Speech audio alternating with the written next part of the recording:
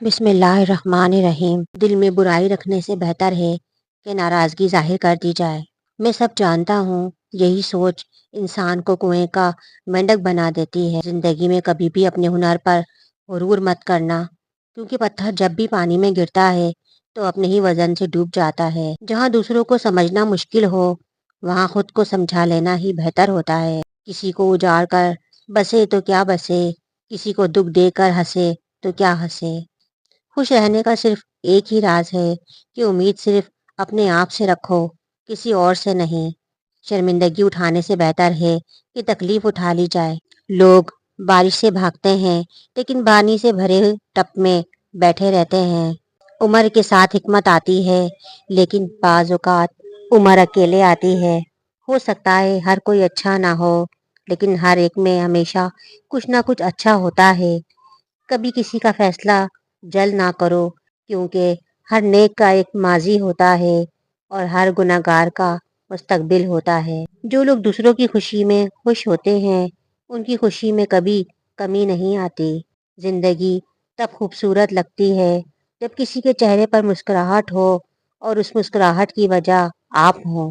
آپ کو دوسرے سے بچانے کے لیے ہمیشہ ایک عورت ہوتی ہے۔ جب آپ ناراض ہوں تو فیصلے نہ کریں، جب آپ خوش ہوں تو وعدے نہ کریں۔ خوش رہو، ہو سکتا ہے کہ آپ مرنے کے بعد مشہور ہو جائیں۔ کبھی اس کو ترجیح نہ بنائیں جو آپ کو آپشن بناتا ہے۔ خود سے سچی زندگی گزارنے کا حوصلہ رکھیں، نہ کہ وہ زندگی جس کی دوسرے آپ سے توقع کرتے ہیں۔ موت دھیرے دھیرے آتی ہے، جیسے چوٹی گرے ہوئے انجیر کو کھاتی ہے۔ صرف وہی پیک کریں جو آپ ساتھ لے جا سکتے ہیں۔ خود سے سچی زندگی گزارنے کا حوصلہ رکھیں، نہ کہ وہ زندگی جس کی دوسرے آپ سے توقع کرتے ہیں۔ ان لوگوں سے ہوشیار رہو جو مسلسل ہجوم تلاش کرتے ہیں، وہ اکیلے کچھ نہیں ہیں۔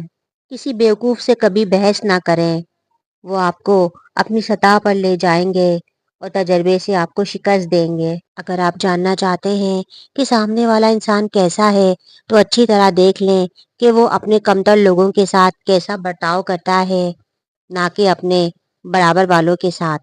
جب کسی کا وقت آپ سے قیمتی ہو جائے تو وہاں آپ بھی اپنا وقت ایسا ساتھ ضائع مت کیجیے۔ دولت تو وراثت میں مل سکتی ہے، لیکن پہچان اپنے دم پر ہی بنانی پڑتی ہے۔ میں نے بہت سے انسان دیکھے ہیں جن کے بدن پر لباس نہیں ہوتا، اور بہت سے لباس دیکھے ہیں جن میں انسان نہیں ہوتا۔ ہر کوئی دنیا کو بدلنے کا سوچتا ہے، لیکن خود کو بدلنے کا کوئی نہیں سوچتا۔ عقل مند آدمی خود کو دنیا کے مطابق ڈھال لیتا ہے، بیوقوف شخص دنیا کو اپنے مطابق ڈھالنے پر قائم رہتا ہے۔ اس لیے تمام تر ترقی کا دار و مدار بے عقل آدمی پر ہے۔